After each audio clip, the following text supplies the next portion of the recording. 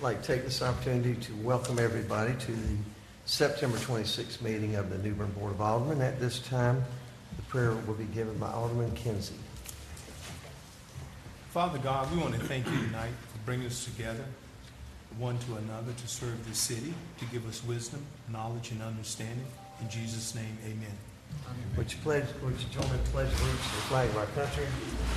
I pledge allegiance to the flag of the United States of America and to the republic for which it stands, one nation, under God, indivisible, with liberty and justice for all.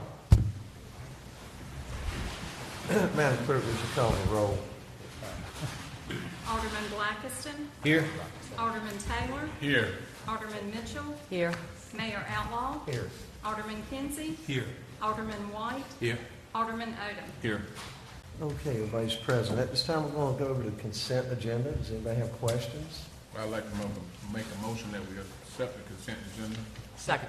Motion by Alderman Taylor, seconded by Alderman Mitchell. Is there further discussion? All in favor of the motion, say aye. Aye. All opposed, the same. At this time, we're going to go to item number 5, presentation of longevity certificates. Mr. Stevens. Thank you, Mayor, members of the board. As we do 2 times a year, we like to recognize the employees who have extended careers here with the city. The Employment Services recognized at 5-year increments. Tonight, before you, we have a roster that's enclosed in your packet that shows all employees who are eligible to receive a service certificate for the period that ended in July of 2017. Some of these employees are with us tonight. And at this point, I'm going to ask Tanya Hayes to come up.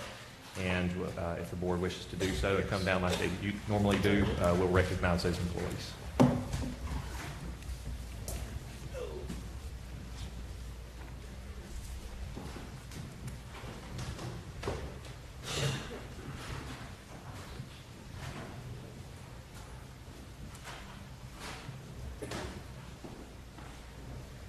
Mayor, members of the board, the city manager just gave a great introduction, and I just want to say that it always is my distinct pleasure to stand here tonight during a board meeting and honor our employees, for we know that our employees are our greatest resource, and we value them. We appreciate their dedication, their commitment, their loyalty, and the employees who will be recognized on this evening have shown just that, loyalty. So they've been here for 5 years or more, so we want to recognize them for reaching the milestone. So without further ado, we'll go ahead and get started. And the first certificate of service will go to Eva L. Bell, Parks and Recreation Department, for 5 years of valuable service.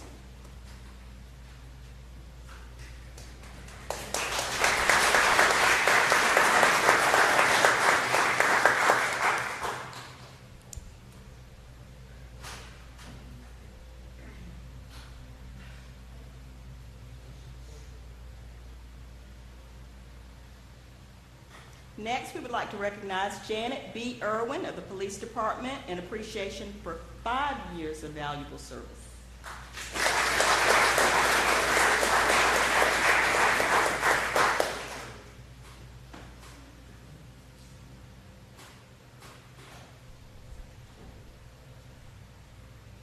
Jennifer L. Rawls of the Finance Department, 5 years of valuable service.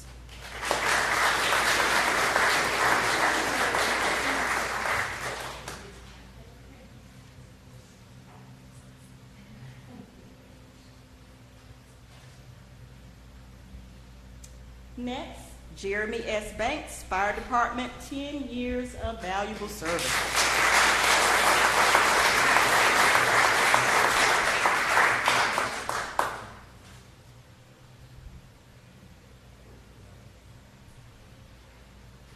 Nancy L. Donahue, Parks and Recreation Department, 10 years of valuable service.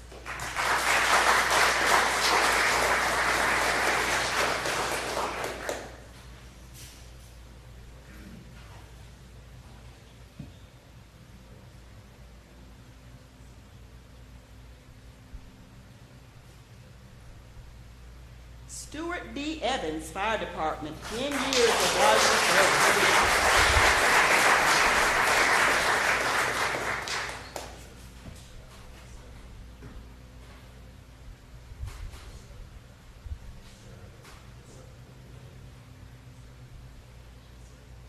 Raymond B. Hayes, Fire Department, 10 years of valuable service.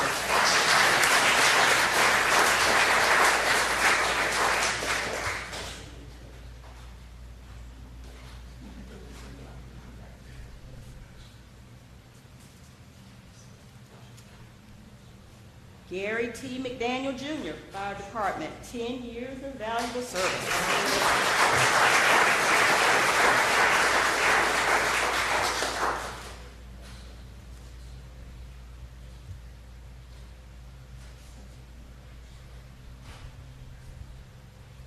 Justin L. Sawyer, Fire Department, 10 years of valuable service.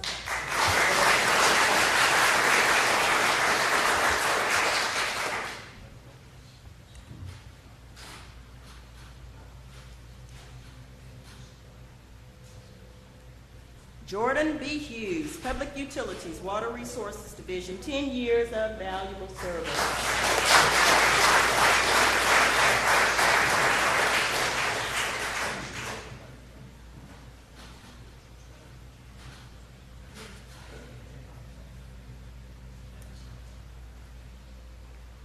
And we have Dennis L. Tyndall, Fire Department, 20 years of valuable service.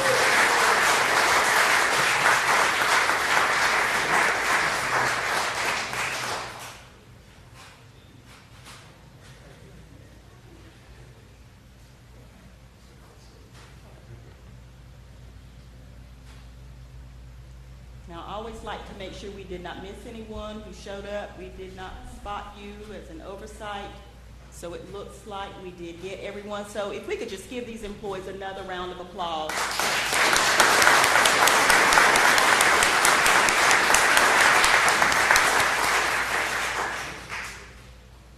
And Mayor, if you would like, we could take a brief recess. We have cookies and soda. It's really up to the board how you would like to. Okay. Thank you. Thank you.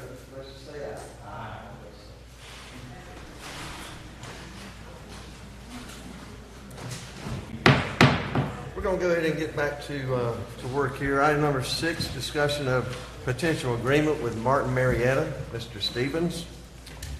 Thank you, members of the board. Tonight I wanted to bring this item for you, before you tonight for discussion and potentially some direction from the board. As you will recall, thank you. As you recall, it was kind of the board's desire whenever some of the board's desire at that time to look at direction to evaluate the publicly owned buildings and land that the city owns. As you recall, we sold the Dunn building. We moved some staff over to where the old electric utilities. We utilized the Kell Road building and put staff in there. One of the properties that the city owned and the board inquired about was the old rock quarry that we have ownership in, or a portion of ownership in, out on Glen Burney Road. And a portion of the land that is out there now still currently is owned by Martin Marietta. And as you recall, there was a couple of you that went out and rode out on the site. You'd never been out there. You went and looked at the site and evaluated and tried to ascertain what can the city do with this potential property. At that time, the board kind of said, hey, maybe we can reach out to Martin Marietta to look at potential options for either a purchase or maybe a donation of the property for us to be able to utilize and potentially turn this into something that the citizens in New Bern would benefit from. So we did that and started those discussions with Martin Marietta back around August of 2016 initially to discuss the potential purchase of or donation of this property. I will say that we've periodically asked them over the years if they'd have any interest, and at that time, multiple times, Mr. Hughes could probably confirm that over a period of time they had no interest in doing anything at that time. But we reached out to them in August of 2016, and at that time they indicated as if they would potentially look at the potential of donating or selling the property to us. So we began some discussions about, okay, well, what can we do to this property? What would benefit them? What would benefit us? Obviously, some of their corporate model is about sustainability, coming in communities whenever they operate their quarry sites, and then whenever they're done with them, what can they do to benefit communities and give back. And that has led to where we are today, where we have received, and it's in front of you here, a letter that was dated September the 18th, actually September the 15th, but the handwritten letter that you have there is from Buzz Crosby, who is one of the gentlemen who work up at their corporate office. But the letter you see before you tonight on the official Martin Marietta letterhead is from Howard Nye, who is the chairman and president, chief executive officer of Martin Marietta, indicating their desire to donate the remaining 55 acres of land at the Martin Marietta quarry site to the city. They do have some requests upon this donation. Number one, if the city decides to ever sell, transfer, or exchange Martin Marietta, Martin Marietta at that time would have the first right of refusal to buy the property back for a sum of $1 for a period of 50 years. So that would be kind of an initial option period where for a period of 50 years they would have the ability to buy that back. Now, I would not see the city potentially wanting to sell that property once we acquire it and invest in it. But if we ever did decide to do so, they would have the first option on that. Secondly, their request was for the naming of the park to have the naming convention of at Martin Marietta Park. We also, in these discussions, talked about the possibility of the city locating an amphitheater at this location. Obviously, it's an ideal location. It's kind of isolated. There's lots of water around it. The 55 acres that Martin Marietta owns is really primarily the large piece of land that remains out there. We do own some of the land, but ultimately we own primarily most of the water that's out there. And so they wanted to have, if there was ever an amphitheater built, and these discussions that within that naming, we would incorporate the at Martin Marietta Park into the venue name along with the company logo. And if it became an amphitheater, they wanted 8 VIP tickets to all the events. During the development of this site, the exclusive use of Martin Marietta aggregate products, which they have a quarry that's just right up the road. That's typically where we get most of our aggregate products from anyways. So I wanted to bring this to your attention tonight for some discussion and some direction, hopefully, for me and Scott and my staff with regards to whether or not the board wishes for us to pursue finalizing the agreement based on the terms that I presented you before you tonight. And at that time, if the board so chooses to do so, and we do reach that agreement with Martin Marietta, at that time we would modify our code of ordinances that would add this property to the list of city parks, which is a part of our city code, naming it Martin Marietta Park.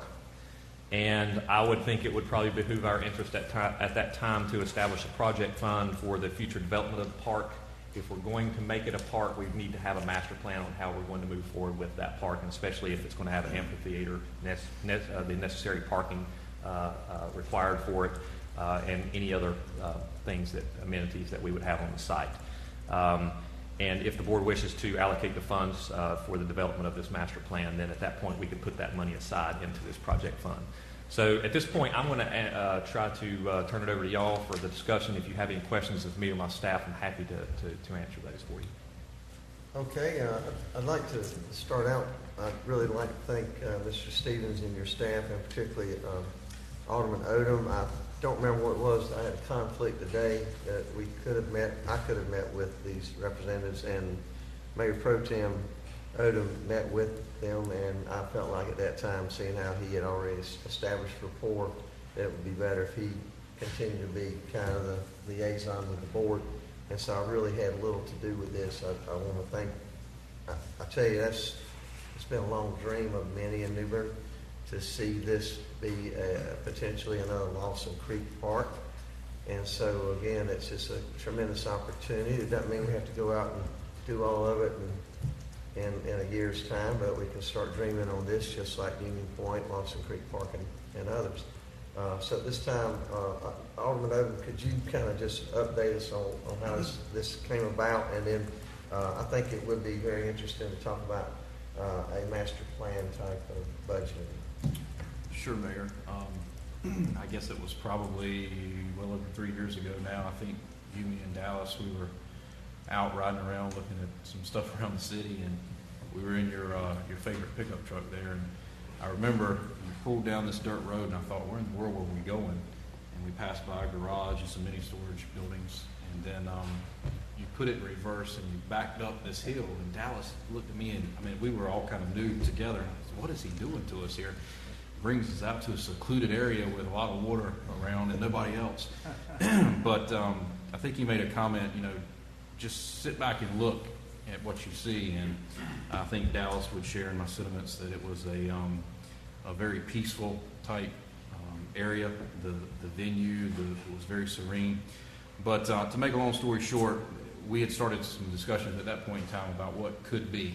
And as the city manager alluded to earlier, this sort of came up with some discussions about some other city-owned property to make sure we're utilizing things to best our ability.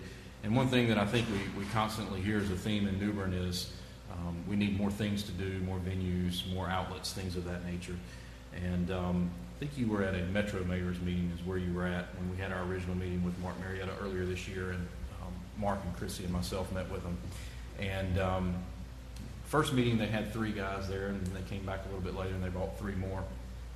But they really like the fact of the sustainability aspect that the city manager mentioned, that sort of their legacy leave behind is something that is not negative in any kind of nature.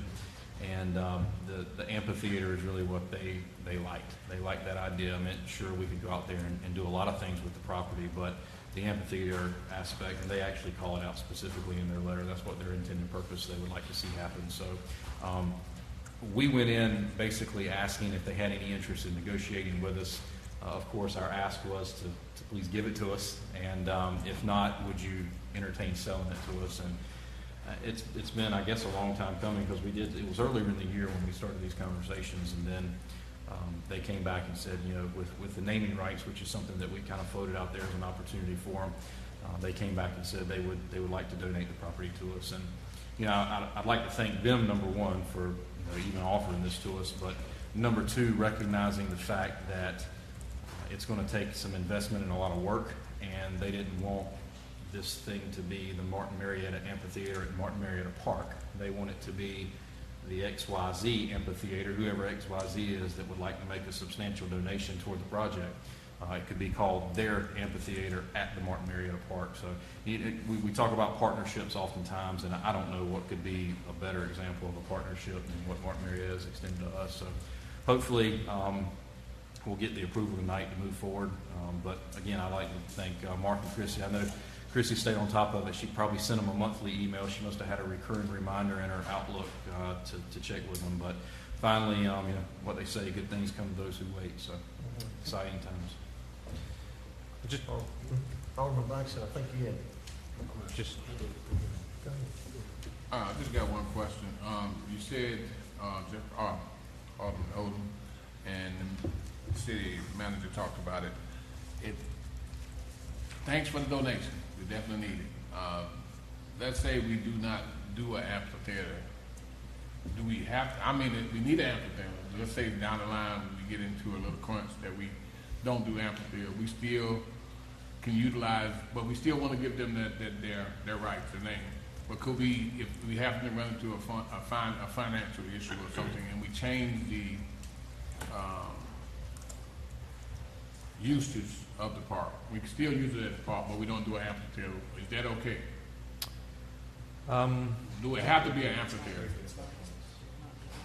They haven't really put that as a condition of it. The only thing that they show or stated in there is if we sell, exchange, or convey the property, Right. which would be the 55 acres is the way I would understand it, at some point, then they would have the first right of refusal to the city to purchase that for the sum of $1. What I will say is, the total acreage out there is about 888 acres that incorporates this property. There is some land that's owned by the city. Like I said, the majority of it we have is the water surface, water bodies. There are some land areas that we own, but this is the real core chunk of land that remained that they wanted to keep, that they're donating. And the So, taxable value is probably somewhere. The question is, do we have to put an amphitheater? I understand, we ain't talking about trying to get back. My concern was committing to the amphitheater. As far as the naming rights, I kind of talked to them about the concerns of that, and that's the reason why I came back to them with the Marietta Park concept. Because then, if we decided not to do the amphitheater at some point, they would still have some of the naming rights associated with the donation, and that was part of what I'm getting at. Ultimately, the other thing too is it's really part of a fundraising initiative. Because of this partnership, because of this land donation, and the city potentially looking at matching those and putting their own funds to this, it really allows us a lot of leverage if we were to go out and seek grant opportunities or corporate sponsorships if we would look to do an amphitheater in the future. And so that's really the why I structured it the way I did, with their donation being at Marietta Park, so that if, like Alderman Odom mentioned, that we do build the amphitheater, we could potentially go out and RFP the naming rights of the amphitheater venue itself, so that it would be the XYZ amphitheater at Marietta Park. And that way you can leverage that to go get additional grant funds as well. So it's really kind of a public-private partnership donation type thing. You got it that time. Thank you. Anybody else? Yes. Go ahead, Alderman Blanks. Mr. Stevens, I know you don't have a master plan. We haven't gotten very far down this pathway here, but when we talk about an amphitheater, based on the concerts that we have had in the city, music, Union Point Park, other locations, and parking can become an issue, and it competes for the space for the actual viewing. Do you have a ballpark number in terms of the number of attendees that facility would accommodate? Bringing out the engineer in me, Alderman Blackson, I think what I would probably do in developing this master plan, if I was putting together the RFP to go get a consultant to do this, would be to have them look at scalability and expansion of a potential amphitheater based upon its growth. It may be that this thing starts out as a grassy field with a nice stage and nice lighting and stuff like that, which eventually leads to, a finished product of covered seating with, VIP sections and a grass area, kind of like you have up in Raleigh or Charlotte. So if you think about it, other than Charlotte and Raleigh, there are no concert venues of that scale anywhere east of I-95. So, if you look at it, New Bern's already a draw as far as a tourist destination and a place to come. That would ultimately be the vision. So what I would want to do is to develop this master plan to accommodate that future growth. I will say that the concerts that we've had over the past 2 years between the Chamber of Commerce and now coming up here at Mumfest with Brett Young and the kickoff concert on Friday night, they're expecting probably 3,500 to 4,000 people at that. So that's a pretty good draw. So I think that, if you're looking at a venue, maybe that's where you would start with, is a 4,000 seat or 4,000 space arena of some sort, venue, amphitheater to actually hold these concerts. I think about how many people sit on the South Lawn and watch the orchestra. Whenever the North Carolina Orchestra, we have a great connection with them here. Not that we're trying to take the orchestra away, but I'm trying to envision what we would see as far as a potential usage. And accommodations for parking. And as far as accommodation, yes. As far as accommodation for parking, I think we definitely have enough room on site to take care of that. And I think what you would also do is potentially utilize some off-street parking if necessary at various locations. And like I said, it's very, very preliminary. I think we need to get into some master planning. Ultimately, you've got to look at what the usage is to determine what kind of parking needs and constraints you have, and the size, scalability of it, and so forth and so on. The great thing, like I said, we've got almost 900 acres out there to work with, although, albeit some of it's water. I'm sure some of it with the right kind of design and sizing and stuff like that, we could bring in fill dirt and potentially utilize some of those areas that might be currently watered. And we currently only have one access route in and off of this property, is that? That is correct. So right now, that is the case. However, we do have multiple accessibility points around. It would just be a matter of if we were able to incorporate that in the design. And that would come out in the master plan. Sure, thank you. Anybody else? Alderman White? Yes, we had that discussion a while back. We talked about it. And I know from the previous past dealing with me trying to have a national meeting here, they've always told me it was too small, that you couldn't accommodate the amount of people that would come here. And that's why most of the time they would have their meetings in Greenville or either further towards I-40. Well, I think that if we would go through with the motions of having it done, that it would stop a lot of organizations or large meetings that we normally have, that we could have, that we haven't been able to have because of the size of the area we'd be at. I even had a friend who is a top person, and he was telling me that, I say, well, I think at the Sheraton, not the Sheraton, but the River Theater over there, we have about 800 people can get in, I believe, with the tables. And I told him 800, he told me, Mr. White, he said, it's kind of small. So he's from up in the Raleigh area, and they go a little further up towards the DC area. So it depends on what events you're having, and if you have major events, you want to make sure you got enough room to accommodate those people. If we're going to do it, we need to do it and do it in style, being prepared, yet you can also have certain areas now where they can be cut down to a point where you don't have to have all those people in that one room. But for something major, I think we need to do big time.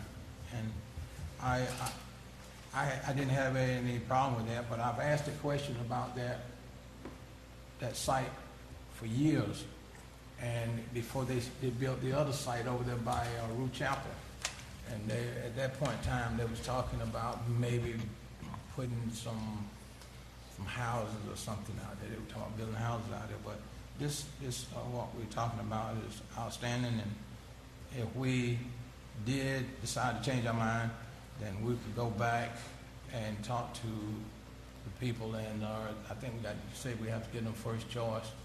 But I think it's altogether a pretty good idea. So win-win for the city of New Bern to have something large where most people will come from even other areas would want to come and use the site. And that benefits us. Anything else y'all want on this? Motion, if you're interested in going on with a master plan at this time. Yeah. Mr. I'd Mayor. like to make a motion. Since it's in my ward, I'd like to get it pushed out a little bit. Yeah. I'd like to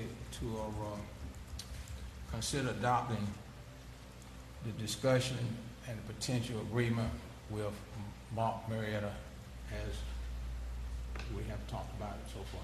Second. Is that good enough? Yeah, so if this passes, I'm going to take this as direction for myself and Scott to continue the process of getting the agreement and the legal documents together. I will say that we will go through our due diligence of spending a little bit of money just to make sure that the phase one and if necessary, phase two environmentals are completed so that we don't run into any kind of issues there. So we'll make sure that that's done. But basically this kind of gives me the direction to move forward with accepting this agreement based upon the terms as I presented to you tonight. Okay, Alderman Mitchell, you have a comment or something? No, I was going to make a motion, but I'm glad Oh, that okay. Good. Alderman White did. No problem. Further discussion? All in favor of the motion, say aye. Aye. All opposed, the same. The motion carries.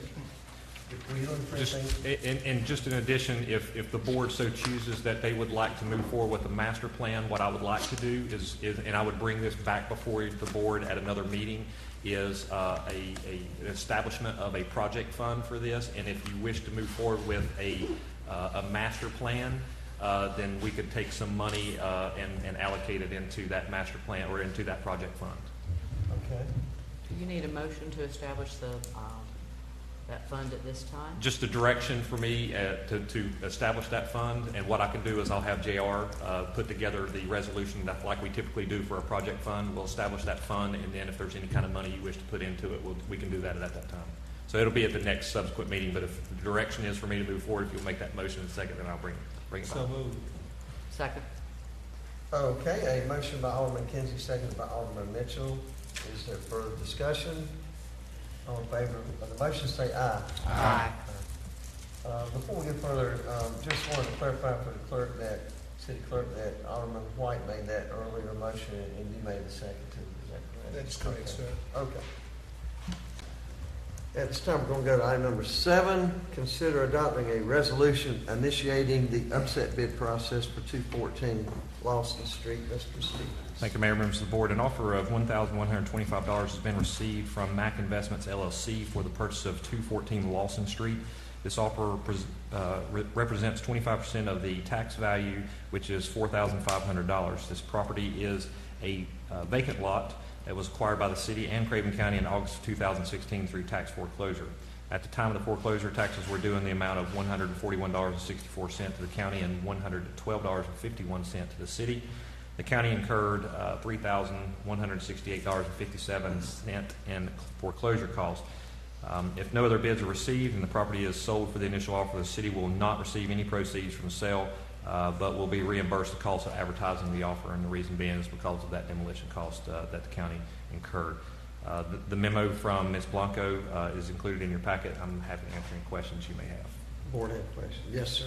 As usual, I don't have a question about that, about the percentage of what we get out of this, and I just satisfy myself by saying I know the county has to do what they have to do, but I'm not satisfied with, even if we keep the grass cut, stuff we do, that we get the smallest chunk out of that. I don't think that's totally fair. Who do I see about it? Your legislature. It's a state law, unfortunately. I know. I'm gonna get over it. I share your frustration, Alderman White. Okay. It's a pleasure, board, on this item. I'd like to make a motion to adopt a resolution initiating the upset bid process for 214 Lawson Street. Second. Motion by Alderman Taylor, seconded by Alderman Blackson. Is there further discussion? Seeing none, let's have a roll call, starting with Alderman Odom. Alderman Odom, Yes. Alderman White, Yes. Alderman Kinsey, Yes. Mayor Outlaw. Yes. Alderman Mitchell, Yes. Alderman Taylor, Yes. Alderman Blackiston. Yes. Motion carries. Item number 8, conduct a public hearing and consider adopting a resolution approving a development agreement and partial reimbursement of public infrastructure costs with NC New Bern LLC. Mr. Stevens. Thank you, Mayor, members of the board. As you recall, we've had this discussion in closed session over several months of time. We've put a lot of work into this. I'm just going to kind of detail a little bit of this for the public. Obviously, you all know about it. But US 17, Dr. Martin Luther King Jr. Boulevard, Glen Burnie Road, and Trent Road are all designated as important gateways into the city. All three roads that have been controlled and maintained by NCDOT for ever since they were constructed until recently when the city secured control of Trent Road. The city determined it at that time to be a priority to upgrade and improve Trent Road from the downtown area to US 17 Dr. Martin Luther King Boulevard to enhance economic vitality and development within that corridor area. They have also, the board has looked at partially funding a portion of this gateway improvement with intentions to fund the entire gateway improvement for the future. We've discussed that, as you know, that being Trent Road as well as Old Airport as well as Oaks Road. Accelerating these plans for improvement is obviously in the public's best interest, especially given the development that we're seeing along the MLK corridor. Development of the land that we're talking about tonight is the triangular area of the above roads of Martin Luther King Boulevard, Glen Burnie Road, and Trent Road.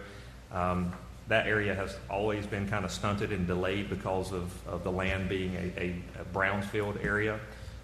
It consisted of multiple small lots with lots of different zoning issues. NC New Bern LLC is the company that came in and acquired, I think it was 14 different parcels, and accumulated all those within the triangle, which has made it possible for the development of a single integrated development with a proposed large-scale regional shopping center. It's actually being constructed currently, and it's looking to be constructed in 2 different phases. The proposed shopping center here obviously addresses the city's identified need for access to shopping, employment, and other activities. There's been some economic studies, impact studies that have been performed here in New Bern that show as much as $210 million a year in tax that the city could be receiving goes to places like Jacksonville and Greenville and places like that. So this obviously addresses some of that leakage, as they call it, here in New Bern.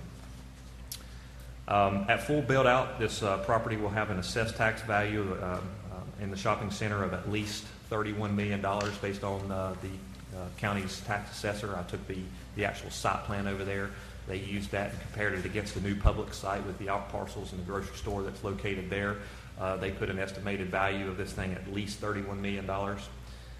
As part of the plan for this shopping center, the DOT required them to put in a new fully signalized intersection and other transportation improvements.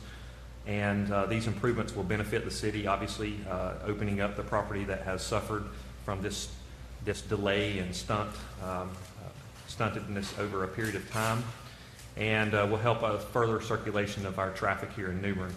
The city has authority under state statutes to enter into an agreement with NC New Bern for the construction of public infrastructure improvements.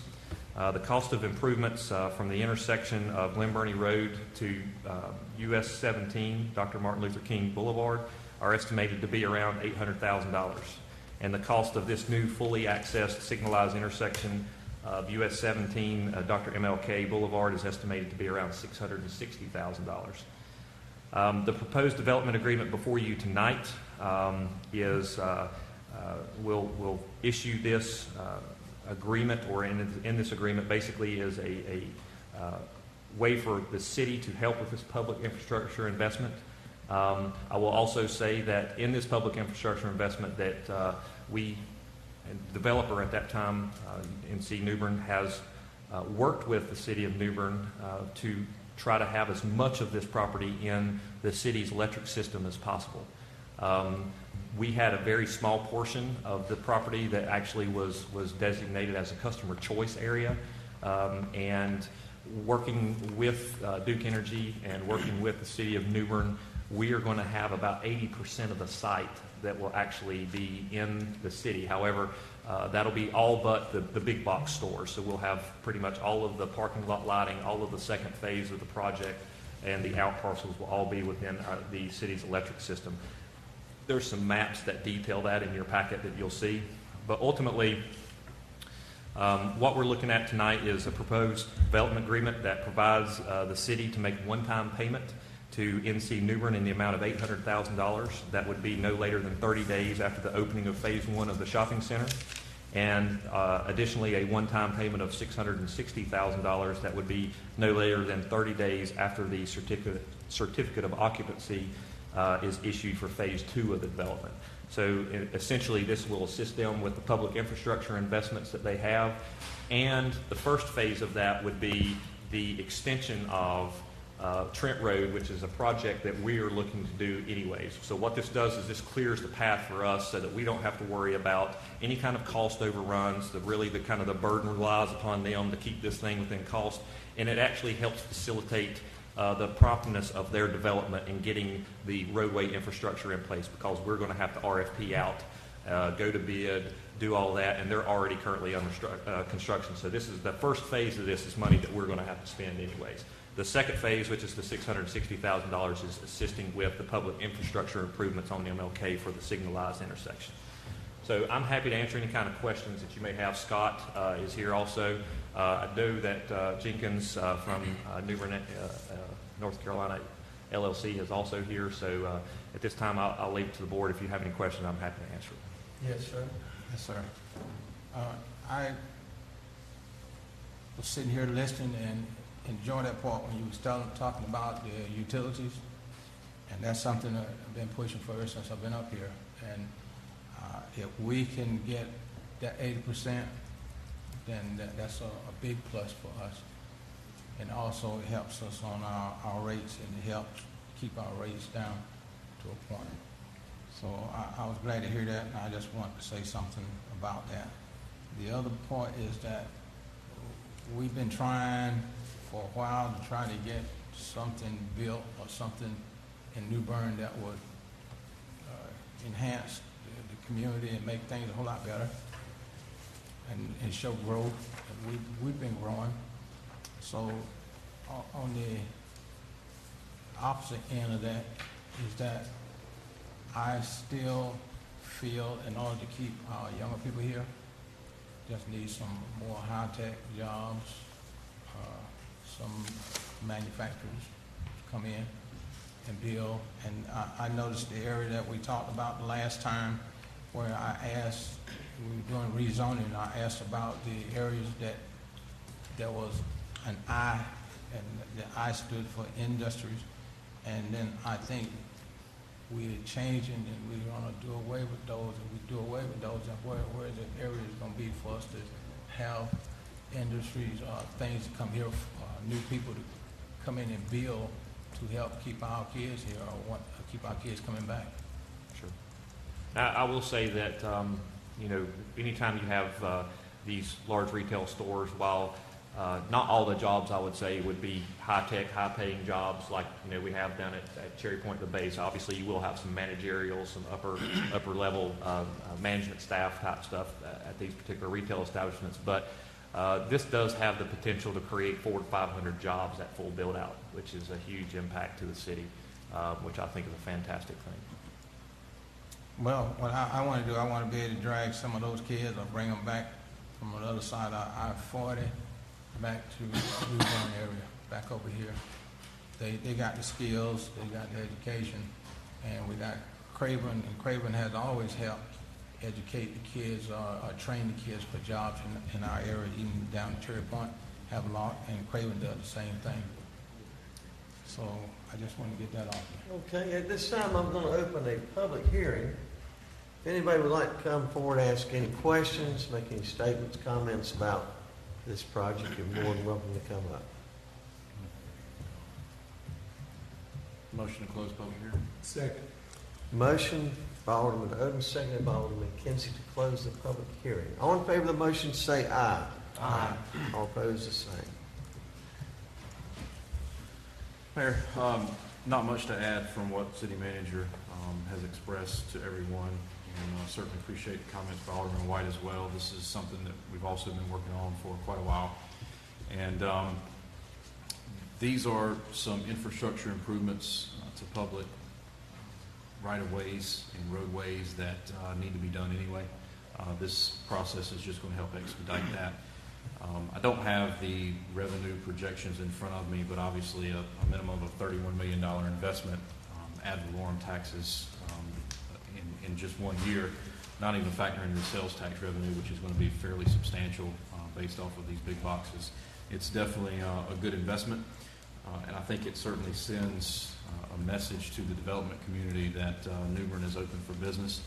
And I, for one, would love to partner with the next developer that wants to bring another $30 million development to New Bern and bring 400 to 500 jobs, and we do the same thing. So I want to thank Jenkins for his patience as we've worked through this process. This is something I think, Scott, was the first time New Bern has done something of this magnitude and significance. Yes.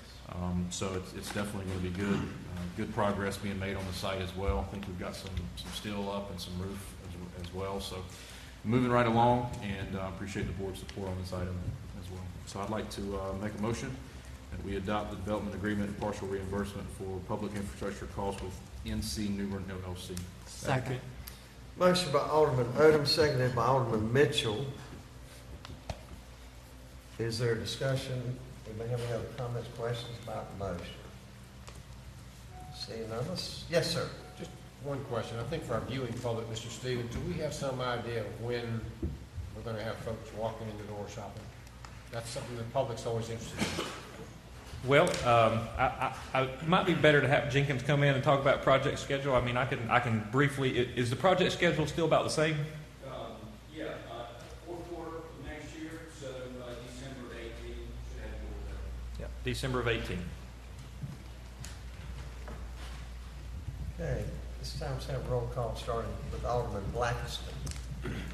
Alderman Blackiston, Yes. Alderman Taylor, Yes. Alderman Mitchell, Yes. Mayor Outlaw, Yes. Alderman Kinsey, Yes. Alderman White, Yes. Alderman Odom. Yes.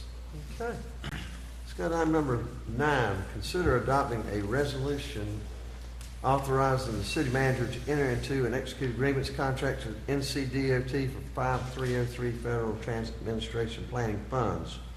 Mr. Stevens. Thank you, Mayor, members of the board. On behalf of the New Bern Area Metropolitan Planning Organization, MPO as we all call it, the city has been identified as the direct recipient of Section 5303 Federal Transit Administration Urban Planning Funds. These funds are managed by NCDOT's Public Transportation Division. In order to receive the funds, the Board of Aldermen must adopt a resolution authorizing the city manager to sign a grant agreement with NCDOT. The total allocation for FY 17-18 is $25,000. This reflects the federal and state share of $22,500 and a local share of $2,500. The local share will be provided by the jurisdictions participating in the New Bern Area MPO. You have before you the breakdown of that. New Bern's portion of that is $1,387 of the $2,500 total, and that's all based on population base. These local shares are based on percentages of the 2010 urbanized area population data. Ms. Maxey is here tonight from the MPO to answer any questions that you may have.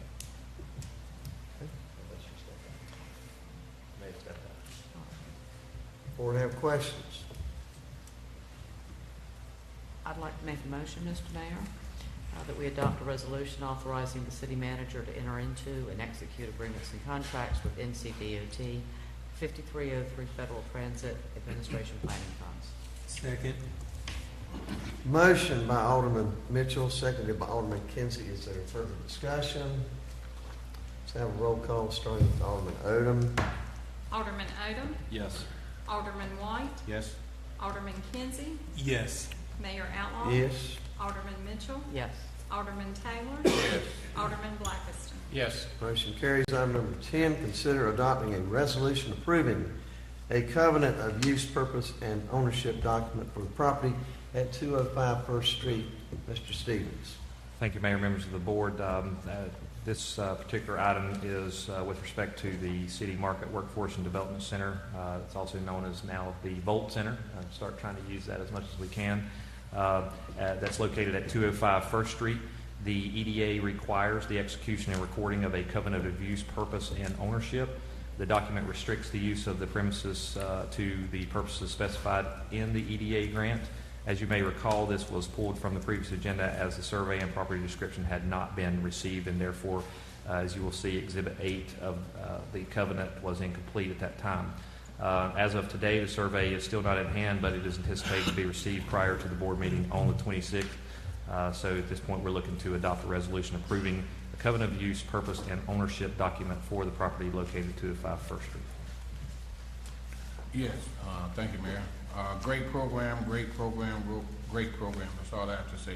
I'd like to make a motion to adopt a resolution approving the covenant of use, purpose, and ownership document for the property at 205 First Street. Second. I think a motion by Alderman Taylor, seconded by Alderman Odom. Is there discussion? Seeing none, let's have a roll call starting with Alderman Blackiston. Alderman Blackiston, Yes. Alderman Taylor, Yes. Alderman Mitchell, Yes. Mayor Outlaw, Yes. Alderman Kinsey, Yes. Alderman White, Yes. Alderman Odom. Yes.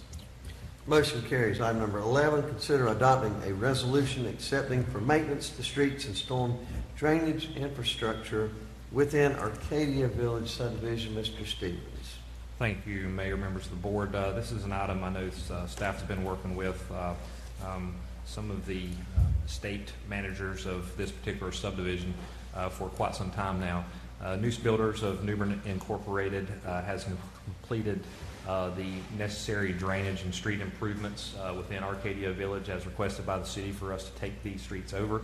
Public Works has inspected the infrastructure, determined that the drainage and street components are in compliance with the city's street construction policies and ordinances.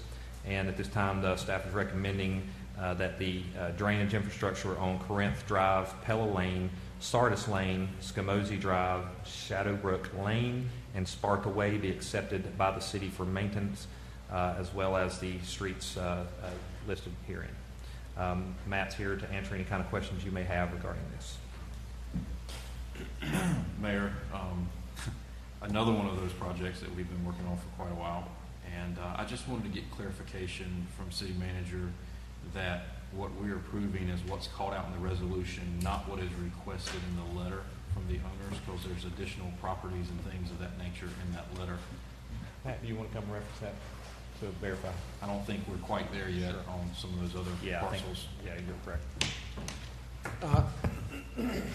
You're correct. In the resolution, we're accepting the maintenance of the streets. The estate for the developer has requested to actually transfer some additional properties over to the city, and that's something that's been discussed in the past, but has not been worked out with the attorney and all the legal documents at this time yet. So, yes, we're just proposing the streets and the subdivision at this time. Okay, if there's no other questions, I'd like to make a motion, we adopt a resolution accepting the maintenance for streets and storm drainage infrastructure within the Arcadia Village subdivision. Second.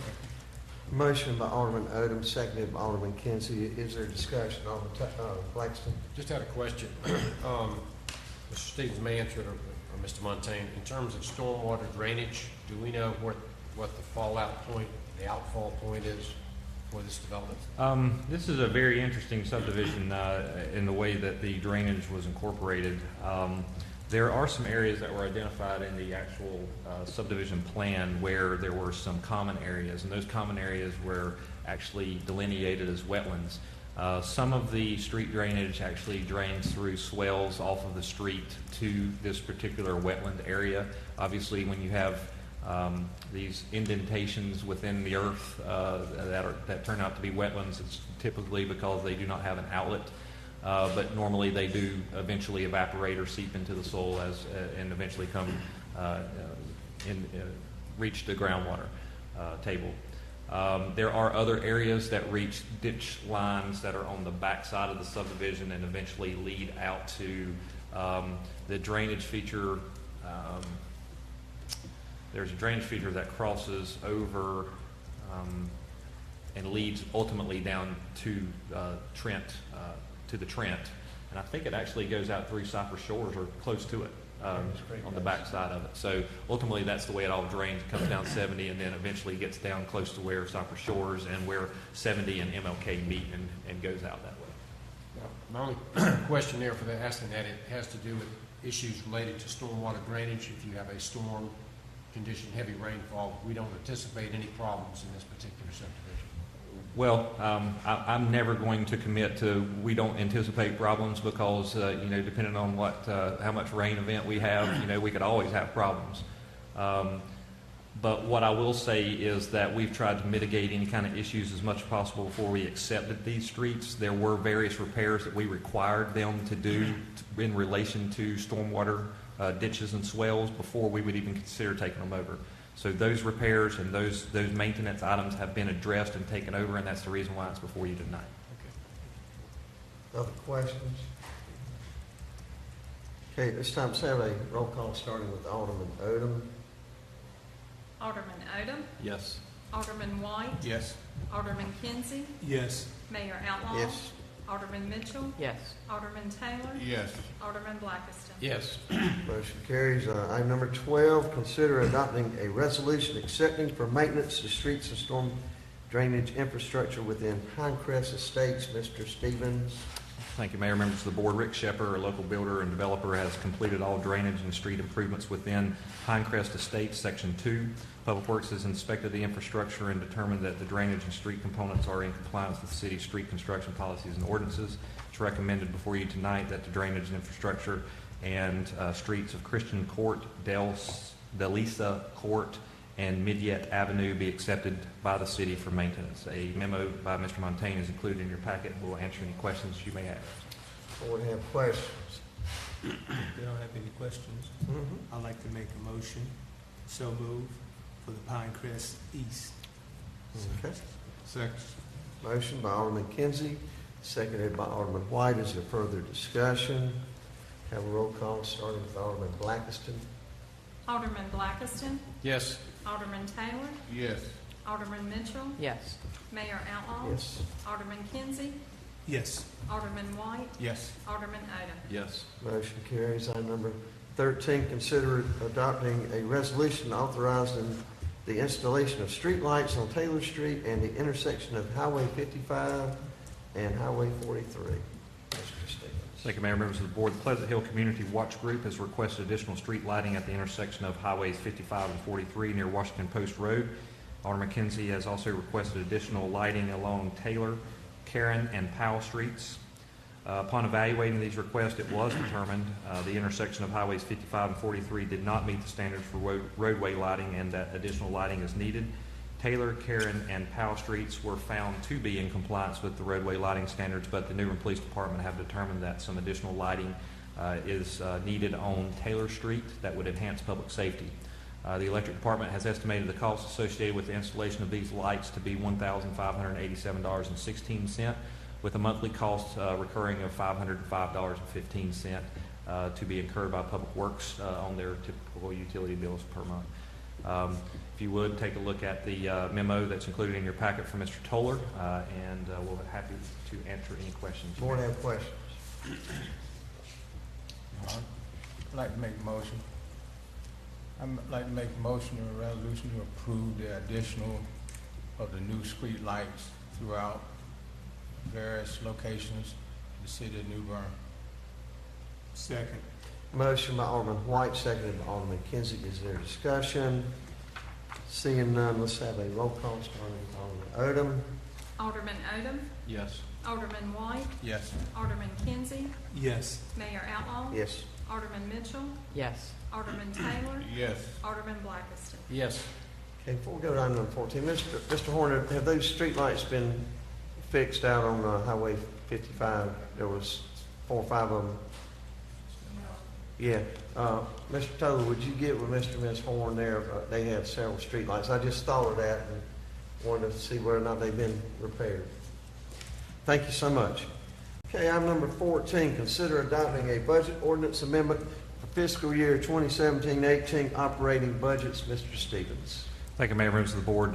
This budget amendment covers multiple things, so if you would bear with me, some of it was what has occurred tonight. Some of it is some things that we've been cleaning up over the past several weeks to months. The budget ordinance amendment that has before you tonight amends the FY 17-18 operating budgets for the general fund, the grant fund, and the water and sewer funds. The amendments include an appropriation of $660,000 for the portion of the NC New Bern LLC development agreement, which you approved tonight for the roadway infrastructure improvements. $6,000 will be amended in the governing board's budget to cover costs related to correcting the codification of ordinances due to untimely submissions to Muni Code in 2014. $230,000 for the infrastructure improvements provided for in the development agreement with Gaston Boulevard Infrastructure LLC that was approved at your previous the board's previous meeting. Also, additionally, we have an amendment that appropriates funds and recognizes offsetting funding sources in the current fiscal year that were not completed as of June 30, 2017. Accounts for revenues of purchase orders previously rolled forward. These include a $2,000 grant from Walmart for National Night Out, $6,500 from the Carolina East Foundation for Fitness Equipment at Stanley White Recreation Center, $3,242 from the North Carolina Governor's Highway Safety Grant Program for a police patrol vehicle that was not included in prior rollovers, and finally $6,769 from the Highway Safety Grant Program for equipment to support bike safety programs. So just some cleanup items. Primarily, a lot of it has to do, the latter portions of it have to do with grants, and then the first portions are just some items of what was approved at the previous meeting and tonight's meeting.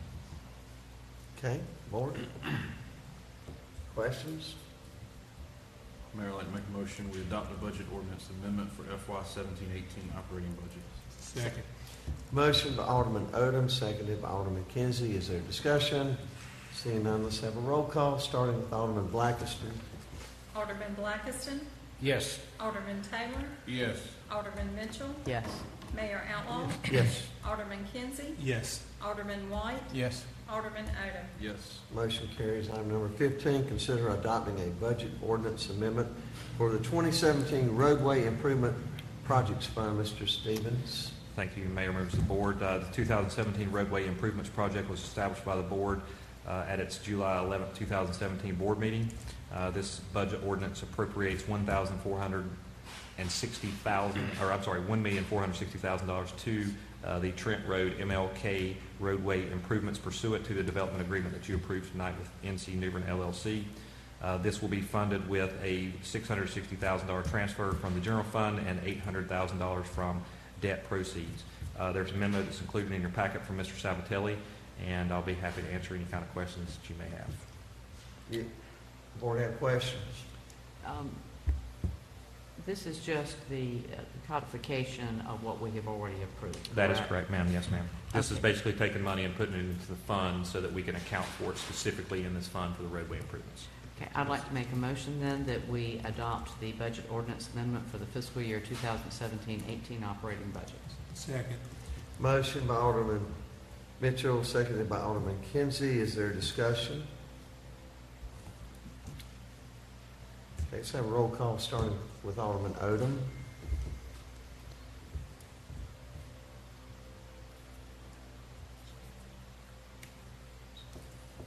Alderman Mitchell, just to clarify, it's the budget ordinance amendment for the 2017 roadway improvements project fund. Okay.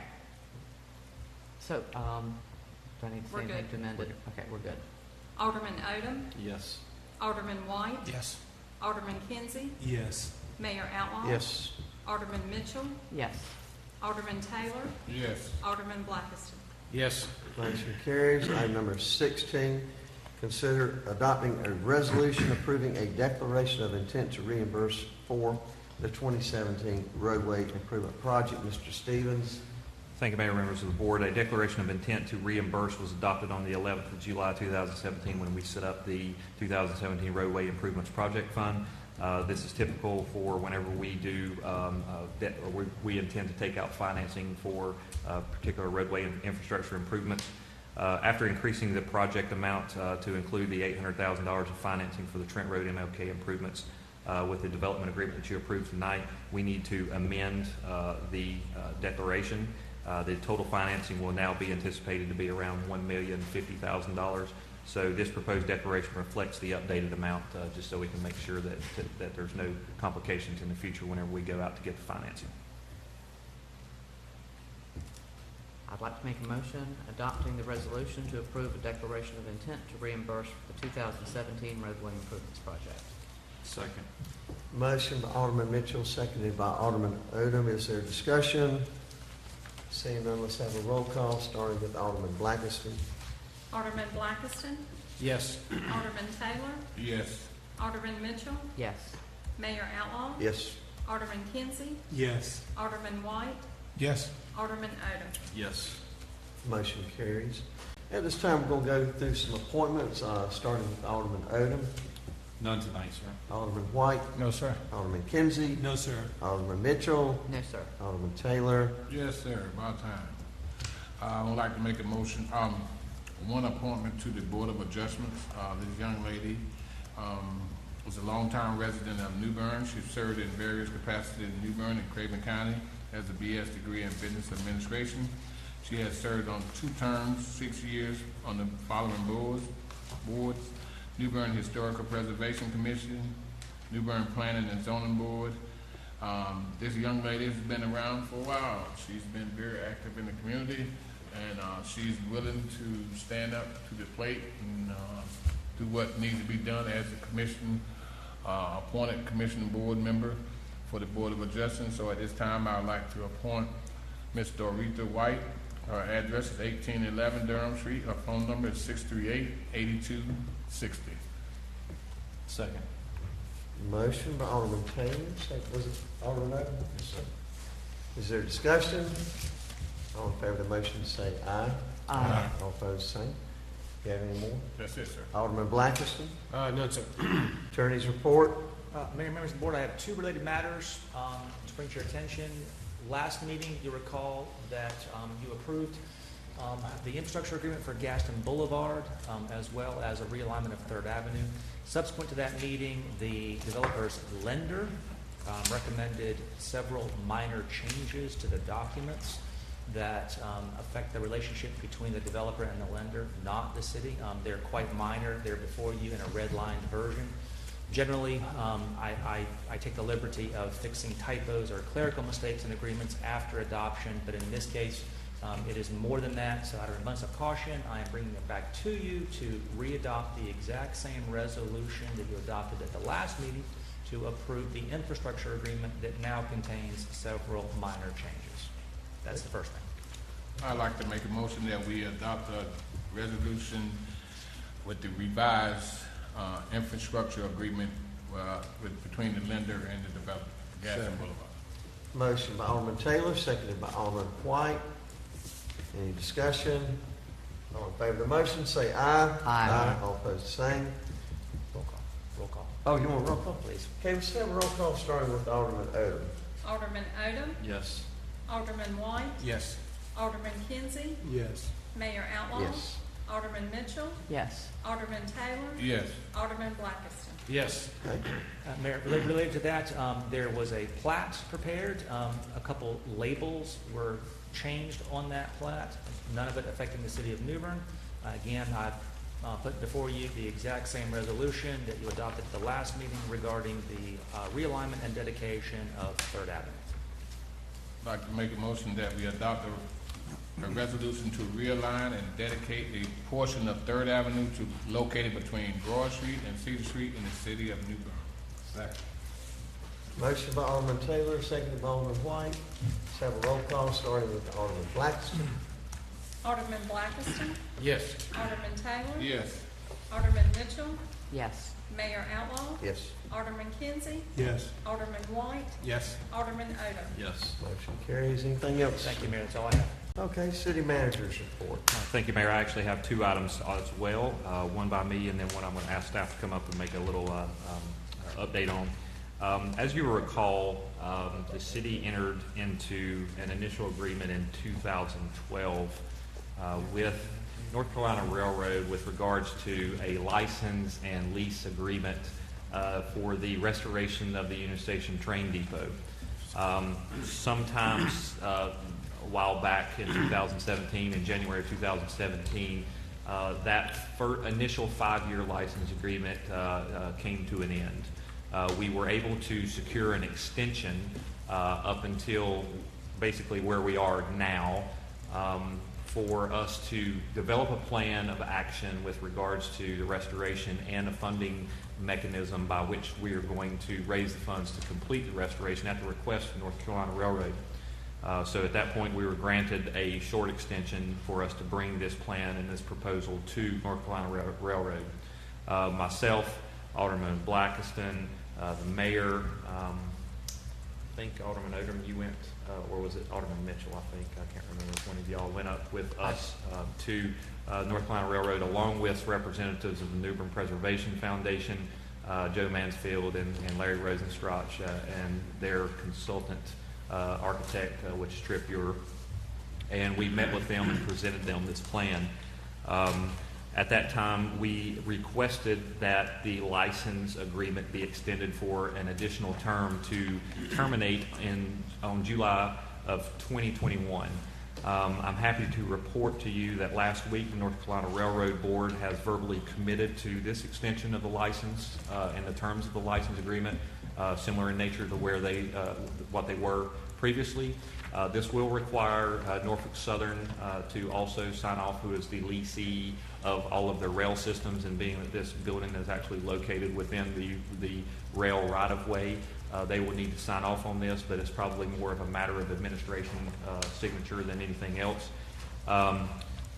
And then ultimately, upon finalization of this agreement by North Carolina Railroad and Norfolk Southern, I will be bringing back to the board a contract for approval that the Preservation Foundation has went out to bid for additional restoration work to further restore the Union Station train depot to the tune of around approximately $205,000. Those are funds that they have raised over a period of time, and they are going to continue to raise funds to further this restoration of the Union Station train depot. So basically at this point, the city, if this is approved, and the Preservation Foundation will have this additional 5 years to raise the funds and complete this further restoration, hopefully to its final restored form of this iconic structure here in New Bern. So I wanted to make you all aware of that, that happening. So, and then I have one other item. I don't know if anybody has any comments or anything that they want to say. Any comments here? Go ahead. I have one question. Does North Carolina Railroad anticipate that Norfolk Southern will sign off on this? I'll tell you that normally that is the case. I did not specifically ask that question. Scott Saylor, who is the president of North Carolina Railroad, has been out of town. I know that Brenda called and spoke to their staff yesterday, and he was still out of town, so I haven't specifically got to ask him that question. But normally it's just a matter of formality. If North Carolina Railroad, who is technically the landowner, is okay with it for the most part, and being that it's already been executed one time and they were okay with it, I'm sure that that probably is just a matter of formality at this point. Okay, thank you. That's my question. The mayor and I spoke, excuse me, the mayor and I spoke with Scott Saylor Friday night, and he assured us that this would be a done deal. That's great news. All right. At this time, the second item that I would like to bring up to the board's attention, some time ago, several weeks ago, the board had directed myself and staff to go out to RFP on the proposed roadway improvement projects for Trent Road, Old Airport Road, as well as Oaks Road. Large-scale type project. So at this time, I'm going to turn it over to Matt. He's got some updates for you to kind of let you know where we are in the process, and that you will be expecting to see some stuff here coming pretty soon. Yeah, briefly, as Mark indicated, probably 5 or 6 weeks ago, the board directed staff to move forward with a request for qualifications for design services, for engineering and surveying, for both the Trent Road improvements between Simmons Street and Martin Luther King, and also for Old Airport Road between Taberna and the bridge at Evans Mill subdivision. Been working, we have submitted the RFQ out. We advertised that out about 2 weeks ago on September 15th. Since that time, we have had 8 design firms request copies of the documentation for that, and with a due back date of October 24th, giving them about 5 weeks to prepare their information for us. So like I said, it's due back October 24th. At that time, once we receive it, it will go back through a scoring process. Once that scoring process is done, we will select a consulting firm to actually do business with, and at that time, we will then move forward with the design services for both of those projects.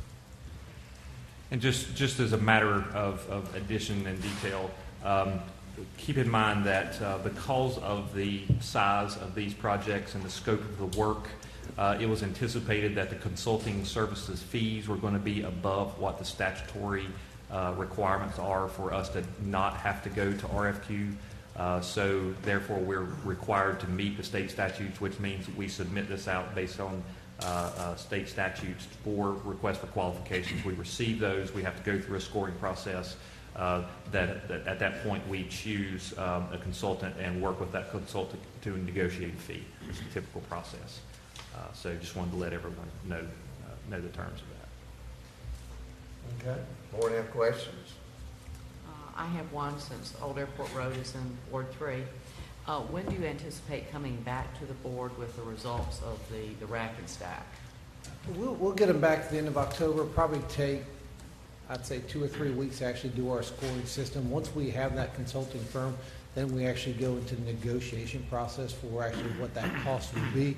So certainly, beginning of November, we can certainly update you on the firm that we have chosen and an anticipated time frame for moving forward with the design It would probably be, honestly, sometime in the spring before the actual design work was completed. And at that point, then we'd start looking into the funding options for moving forward with it, if that was the desire of the board. Okay, so once the design work is completed, let's say spring of 2018, then at that point, we start looking, making sure that I understand this, at funding options, and then after that, going out to construction firms who would actually do it. That's correct. And if it's the board's choosing to do so, obviously. But once we receive the RFQ responses and we select a firm, that firm would then, at that point, be contracted with the city to perform the design services. They go out, they perform those design services and survey services necessary for us to do the work that we want to do. And then I'm sure they would probably be drafting construction estimates. So we would bring before the board at that point any kind of construction estimates to establish probably additional amendments to this roadway project fund that we have to do these projects.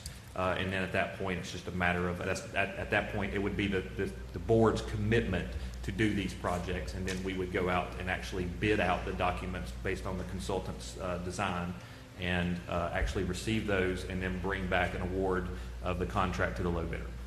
So assuming that the next board chooses to continue with these projects, when is the logical start date for work on these road projects? Late 2018, early 2019? I think that's a good guess. By the time you go through the design process and bid it out, and you go through all those, you're talking summer to fall of 18, I would say, at best. I think it would be anticipated that we would try to shoot for next year's paving season. Definitely not the beginning of the paving season, but probably let's figure the FY 18-19 fiscal year probably more than the FY 18 portion of it as far as the paving season. Well, that's wonderful news, and I'd like to thank the staff for all the work they have done on this, so thank you. Yes, sir. Yeah, I'd like to ask Mr. Montaigne, how far are we on the Oaks Road project? The Oaks Road is something that is actually not a part of this RFQ. That is something we will do in-house. We have staff that can actually do the design, construction documents for that project. It's just for the resurfacing. There's no widening to the road or no utility work involved in it, so we would do that in-house. And that can be done fairly quickly. It's a funding process. We've got to have it funded, and at this time we don't have the funding for it, or hasn't been allocated. I'm a little lost. I know we talked about the widening of it. Yeah, the widening is included in this budget year, and that's in the process. Yeah. That's to be completed between now and the end of the calendar year. I think let me add some clarification, I think, for you, Alderman White, if I can. The current paving schedule and work that we are currently doing right now consisted of the wedge work that we had planned to do at the Jack Smith Creek Bridge over to what was the rest, or It's to the National Cemetery, to the Jack Smith Creek Bridge, and then wedging it back up Noose Avenue. to what? As far as we need to take it and bring it back. There was something about across about halfway up to Edenton Street. Okay, halfway up to Edenton Street. So we're going to do the wedging work there, necessary to create that elevation difference. I think we all have concerns about and actually if you ride out there right now, there's water coming across the road. Yeah. So hopefully that's going to take care of those issues. We wanted to address those safety concerns first. So once we're doing that, we move into, in addition to that, this year we did some widening work out on Oaks Road in preparation for the resurfacing project, which is part of these three items that we looked at, which was Oaks Road, Trent Road, and Old Airport Road. So those three roads are kind of lumped together in this future work to be done. So you've got to consider that as kind of a phase 2 portion. So this phase 2 portion of it, upon funding of the board, we will move forward with resurfacing the Oaks Road section, basically from George Street or from Broad Street. The Oaks Road would be all the way from Queen all the way back to Queen all the way to Glenburn. Glenburn, that's Yep. correct. So upon the board making a direction to myself and Mr. Sabatelli, who's not here tonight, to amend that project fund, we would put money into this particular project fund to do the resurfacing, because right now it's not budgeted for. nor is the Trent Road portion, nor is the old Airport Road portion as far as the actual physical construction. We did have funding for us to go out to do the consulting RFQs. So. Alderman Kinsey. Another question, how much paving have we actually done out through the city? This budget year? Yes, sir. Currently, this budget year, we've got a $2.7 million contract. With the purchase, the invoice that I just signed this week, we're about 80% complete. We have just recently completed the Colony Estates area and the paving in that neighborhood. And we will now move over to Queen Street. We'll do some sidewalk improvements first over by the train depot.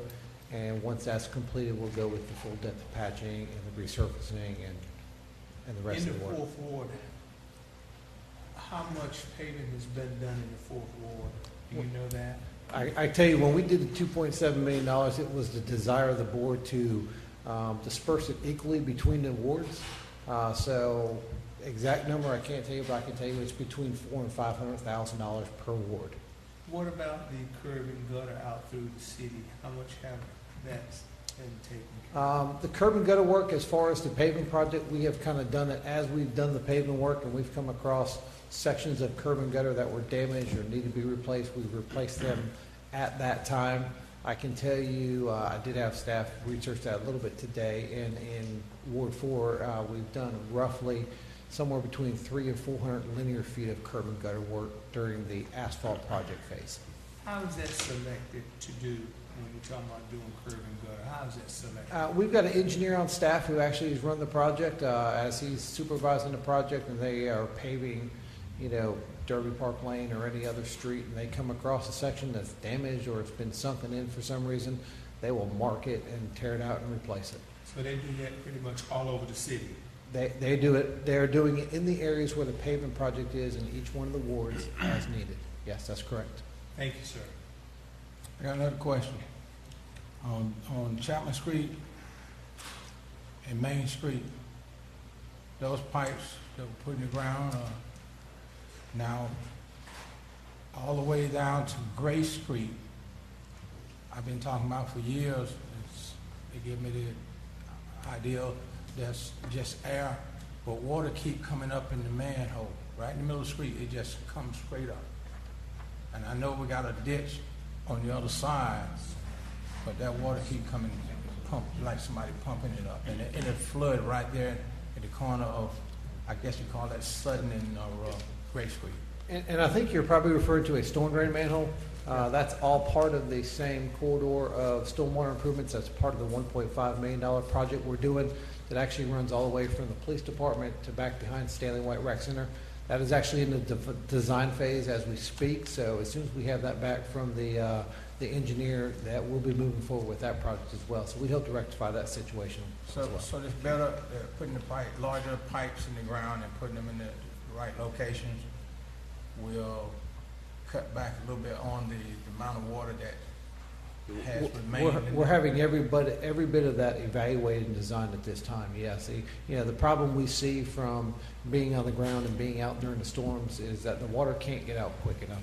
It ponds on these streets, and then within the next hour or 2 hours, it's gone. So, like I said, we're having it all evaluated. We've got a consultant engineering firm out of Raleigh doing the work. They've been down. They've done all the surveying work at this time. They've met with staff. They've walked the project, and now they're doing all their analysis and design work. All right, you're doing a great job. I got one more question. We can't stop that river from overflowing, and and I know that water's coming back across to the highway, and it's running over in the Jack Smith Creek area, and back there where the graveyard is, where we have the gates. Mm-hmm. Most people don't know if those gates were not closed, all that water would be over in Duckville. And you couldn't do nothing about it. But as long as that gate stay closed, it stops them from flooding tremendously. Some of those people over there do not understand that.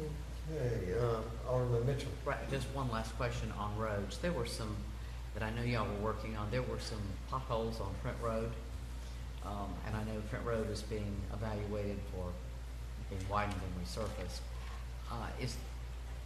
Is there a way for the city to fill in the potholes so you don't knock your tires out of alignment going down it until it gets resurfaced? If there are potholes along Trent Road, that does fall underneath the service of the Public Works Department. If I'm aware of it, or if it's reported to Public Works, we'll put it in work order, and we would patch those holes. Wonderful. I will get that to you this week. Thank you. Thank you. Okay, you just had to bring that up because, you know the portion from Southgate down past Mockingbird Lane that was not paved. This DOT was waiting for the culvert to be put in. And there are some portions that are still not paved. They've not been milled and have not been paved. Now, and I know that I thought sequential to us accepting the road that the DOT would do that. And this is the portion that you're talking about. So when... I'll take that one. Thank you, sir. I just recently, as early as probably a week or two ago, spoke with John Rouse, who was the Division II engineer. He's actually been promoted, and I think Preston has moved into his position.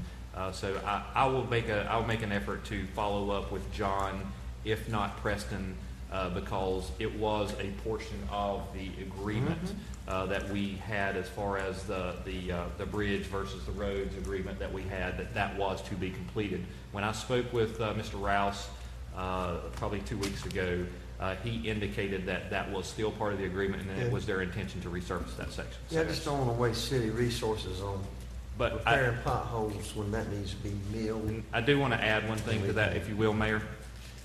In that discussion, because of the understanding of where the board is kind of starting to go with the improvements of Trent Road, especially three-laning it all the way from Simmons out, I threw out the possibility of, instead of them resurfacing it initially right now, was to cut us a check for what the cost of that was, so that we could apply that for when we do the three-laning for the entire length. I thought that may be a better approach, rather than them resurfacing this right now and then us coming out there and widening it and resurfacing it again. So I did throw that out there, and I think John was very amenable to fulfilling that if that was our desire. I like that idea. With it, there's no point in resurfacing it twice within 2 years. When we could put those, if DOT would agree to it, if we could apply those monies to the overall cost of this project, it would free up money to be used on other projects elsewhere in the city. Absolutely, and it would help offset some of our costs associated with the three-laning. Sounds like a winner. What else under city manager's report? That's it for me, sir. Okay, this time we're going to go to new business with Alderman Odom. Yes, sir, Mayor. Two things.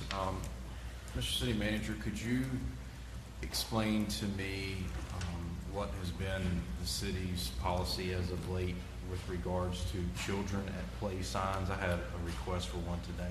Sure. I will tell you that in my tenure here at the city, and actually prior to the city at my previous employment, it has not been my practice to put up children at play signs. I've tried to avoid that. It's actually there are studies and recommendations from the Federal Highway Administration and MUTCD that actually frown upon children at play signs.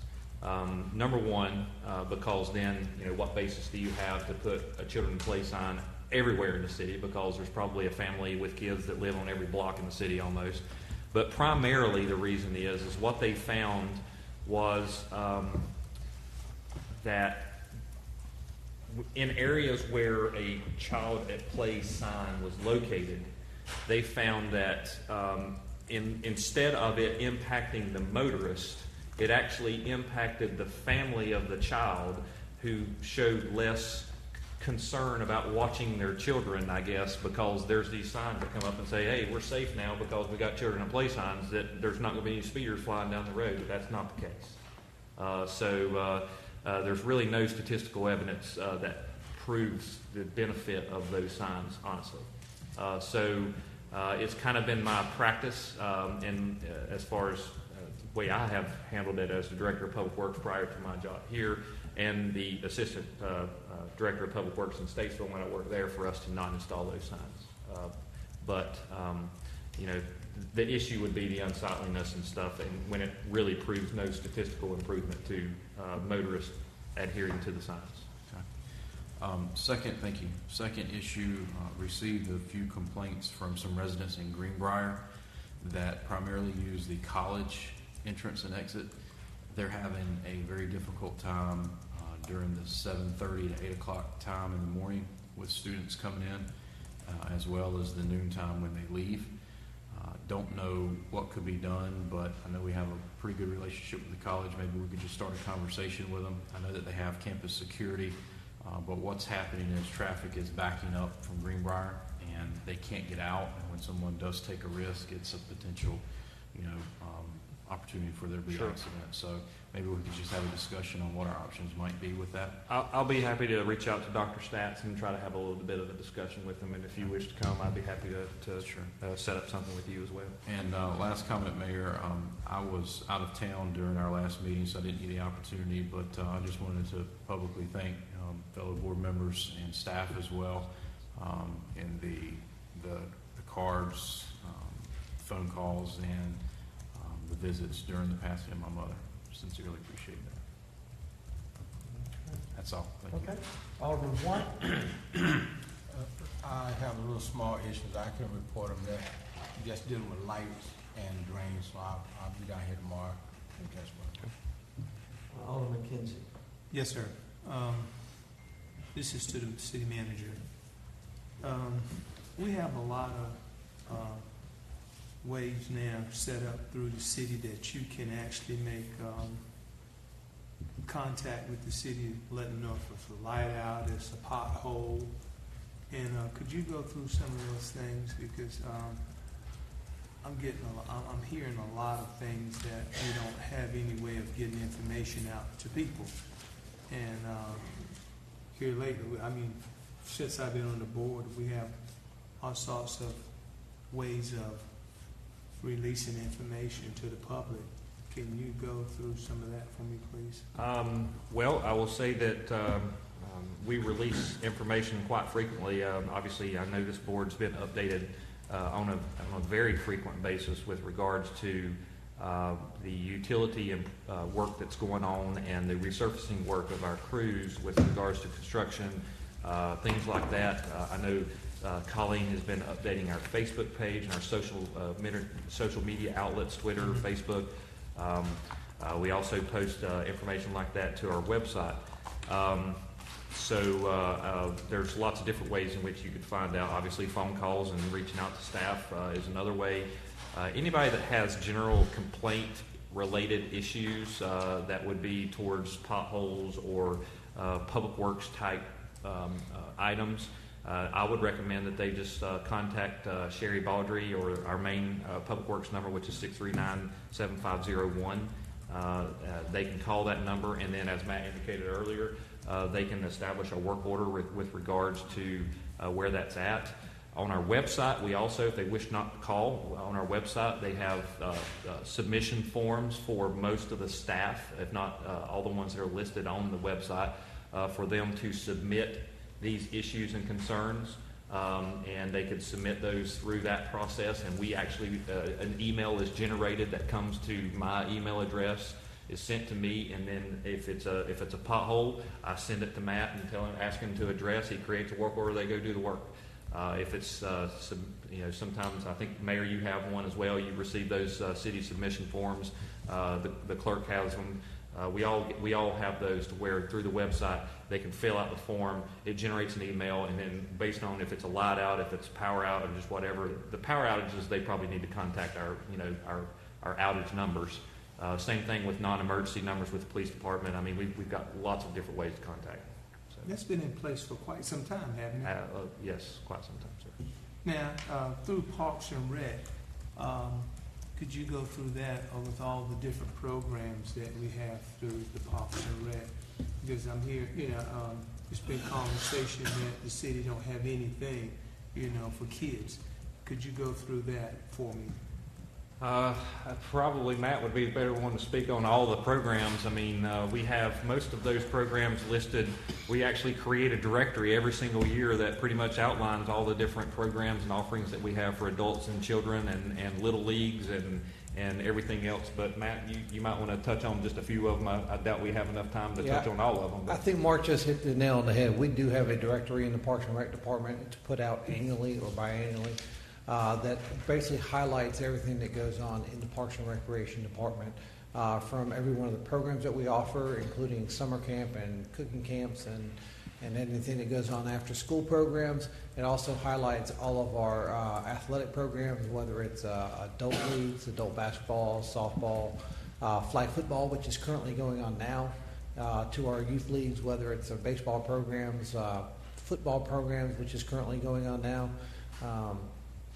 Anything from pickleball to rec centers to tennis at any one of the rec centers as well. So, that's the best way to hit everything. You can also get up on the website. City of New Bern website has a Parks and Recreation page that also lists all the programs and all the athletic programs that we offer as well. So that's two great opportunities without me being up here for the next 2 hours trying to tell them all to you.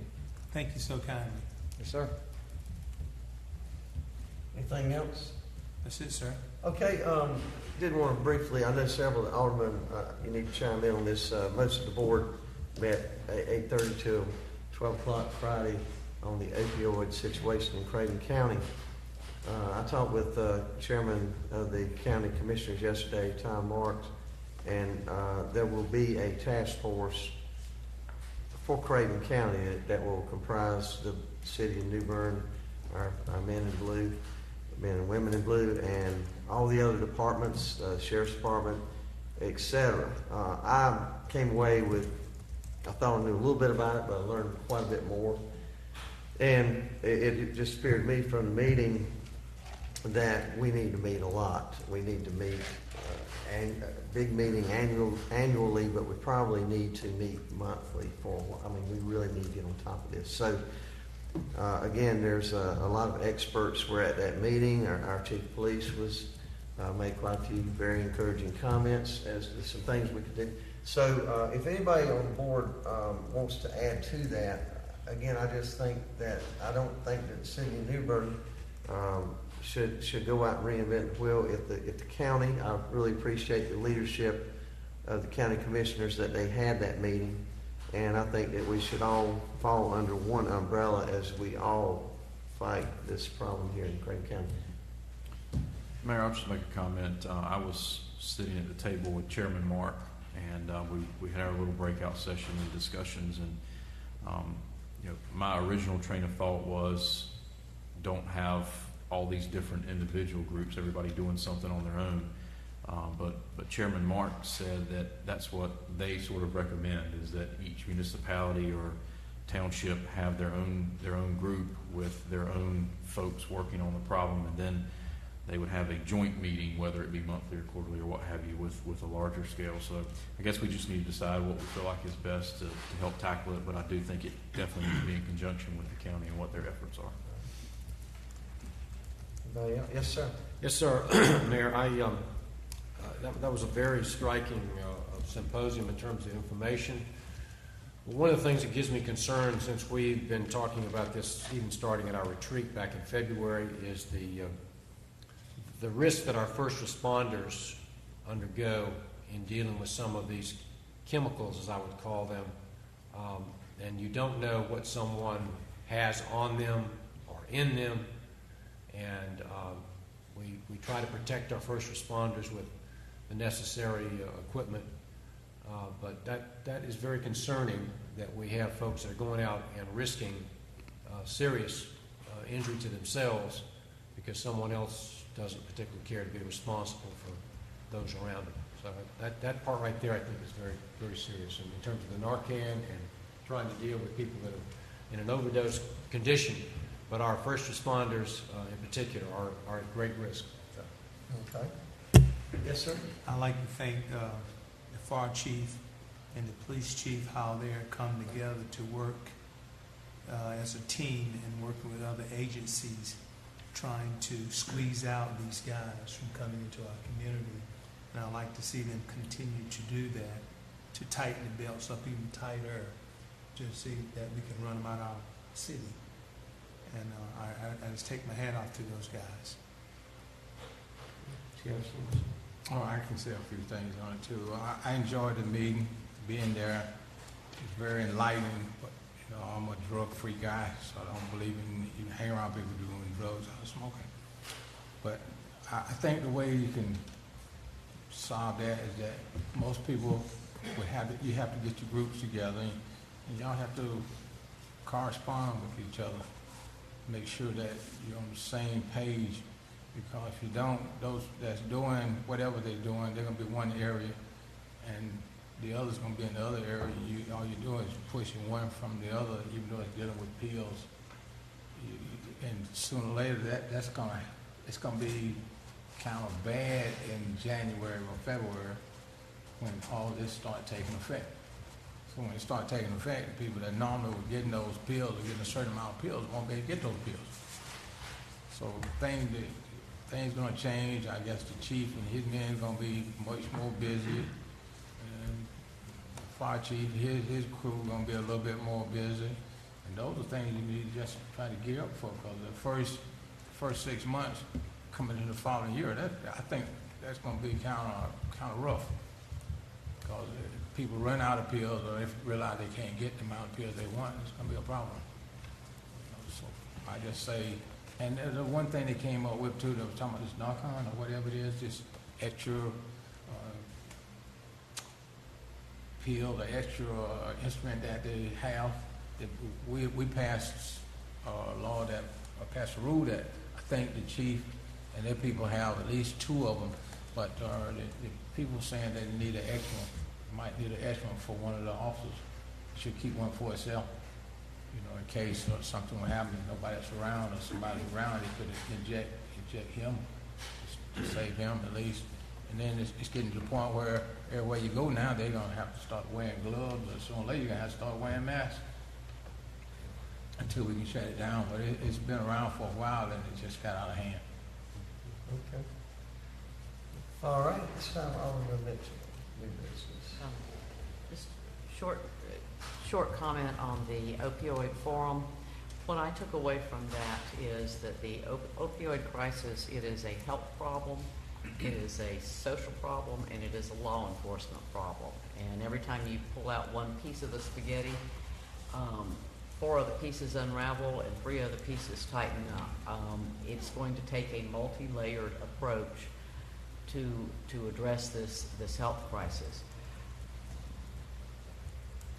My overwhelming aha moment was this is a community issue, and we are going to have to work on operating as a team, whether that be social workers, first responders, law enforcement, and the health community on it. And we can't allow personal agendas or municipal agendas or anything else to get in the way of functioning as a team, or it's going to be overwhelming.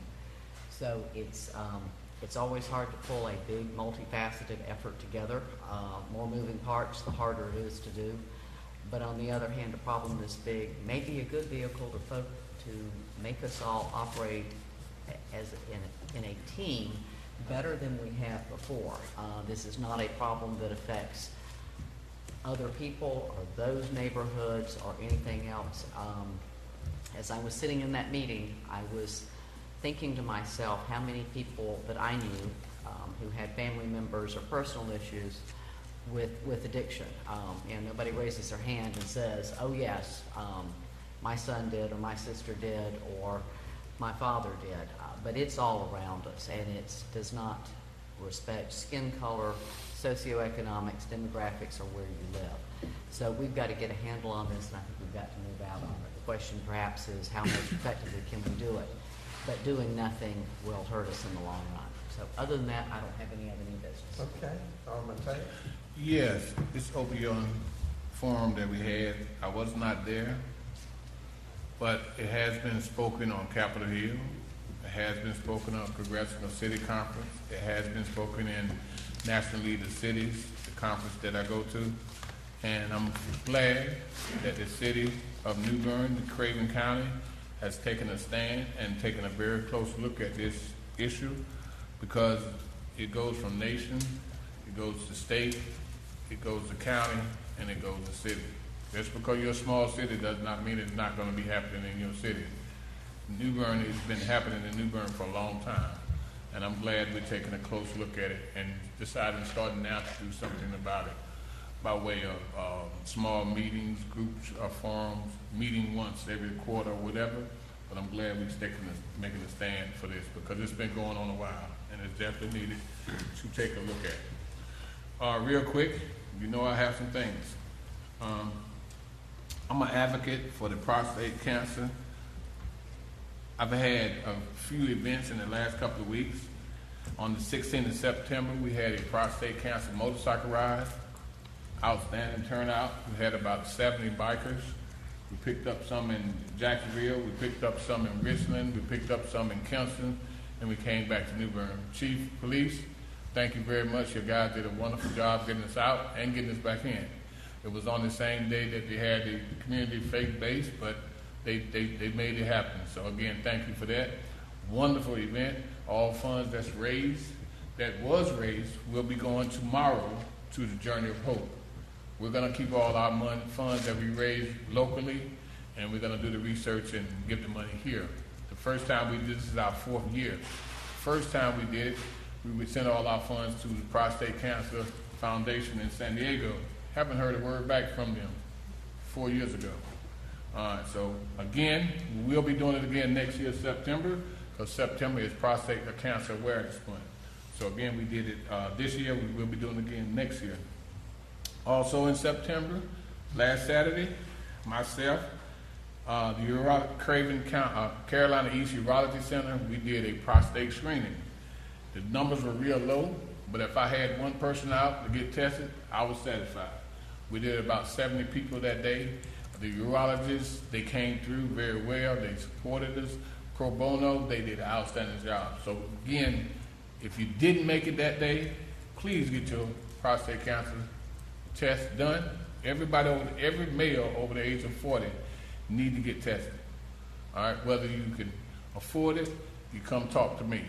If you can't afford it, come talk to me. If you can't afford it, please go to your primary care and get tested, because I want to be able to see you here next year. Early detection makes a difference. Prostate cancer has no symptoms at the early detection, okay? Once you start seeing prostate cancer symptoms, you'll possibly be in 3rd stage or maybe the 4th stage. So please get your prostate cancer tested annually after the age of 40. The next thing, and I don't need an answer, but y'all know what I'm going to ask. Mark, you already know. Sidewalks, 1st Street, going in the perimeter. Have a good day. Thank you. They're coming. Alderman Blackson. Yes, sir. We just completed the one annual event that's a major statement about New Bern, the MS Bikeathon. Appreciate all the cooperation, coordination from city staff, police, fire, public works, everyone. It was a great event. Had a good turnout. Don't have any final numbers yet, but I'm sure we'll get back briefed on that. The next thing is we're having our other annual big event. Mumfest is coming the 13th through the 15th of October. We will not have another board meeting prior to that weekend. It's going to be kicked off with a concert on Friday night. Ron Mayer and Brett Young and Danielle Bradbury. But I understand we have some special participants. Our motorcycle demonstration team chief is going to be involved, and Public Works is bringing out some big trucks. You're not having a tractor pull, are you, Matt? Big trucks? Big trucks? Okay. Anyway, RV boat show, a lot of events, a lot of activities. We're hoping for good weather like we've had in the last couple of days around here. So that'll be a great event, as always, for New Bern. Matt, I've got some questions. If you would come up, just the sidewalk ramp over on Avenue D in North Craven. I understand we met with the property owner there. We got that resolved, and we have a timeline for getting those, because it's getting washed out there. It's a pretty good step off. Yeah, they did meet with the owner, corner house. Yep, mid-last week, and the plan is to come back in on Monday and pour that section of concrete. The concrete crew is currently working nights this week, power washing sidewalks downtown. So as soon as they finish up that project, they're back on days next week. They'll come back in and pour that section. Okay. I also get questions about National Avenue paving, and I know it's in the grand scheme, but what timeline are we now looking at National Avenue getting resurfaced? National Avenue, Oaks Road, George, that's all that same scope of project that Mark was discussing earlier that's looped in with Trent Road and The big stuff. Old Airport. That's correct. Big stuff. So that's next year. Yeah, I think we'd indicate. Whenever the board chooses to allocate funds to be able to do it. Okay. And just last question, I know we had a meeting about this yesterday, but for our viewers, concerned folks, Hancock Street project, do we have any update on our contractors and what they're supposed to be doing? Wrapping up on that project, they are scheduled to be finished with the short section next to the Elks Building this week, probably on Thursday. Once they complete that, they will go down and do a small section. There's a concrete step in front of the cleaners. They'll remove that and put the pavers down in that location. And the final piece of the puzzle would be to come back and to do the tree grades. Just on the short frame, every bit of that is scheduled to be completed prior to Mumfest on October 12th, 13th. So that's the time frame for that project. And the phone company, are they Just talked to Carl Toller at the beginning of the meeting. They're trying to get wrapped up just as quick as they can. There is a small hope that we can get that completed before Mumfest. But that's a hope we're working on. We're working as quick as possible. As soon as they're done, we will work to take the poles down and take all the overhead electric off. Okay. Thank you, Matt. Appreciate all the work there. Thank you. Any further business to come before the Newbern Board of Aldermen at this time? Any closed session tonight? No, sir. Motion adjourned. Second. Motion second. All in favor of the motion say aye. Aye. All opposed say motion carries. Meeting is adjourned.